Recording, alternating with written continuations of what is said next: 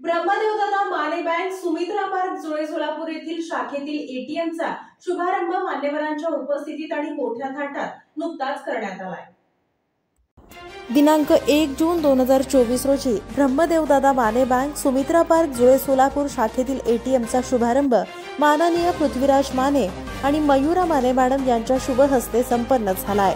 यावेळी मार्गदर्शक माननीय दिलीपरावजी माने मालक यांनी एटीएममुळे जुळे सोलापूर भागातील नागरिकांना याचा भरपूर फायदा होईल।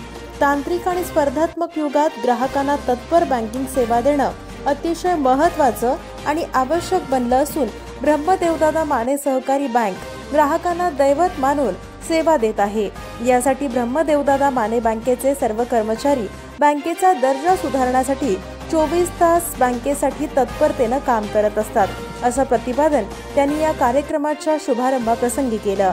यावेळी मार्गदर्शक माजी आमदार माननीय दिलीपरावजी माने, उच्च शिक्षित नेतृत्व माननीय पृथ्वीराजजी माने, सौभाग्यवती मयुराताई पृथ्वीराज माने तसेच बँकेचे सर्व अधिकारी आणि कर्मचारी उपस्थित होते।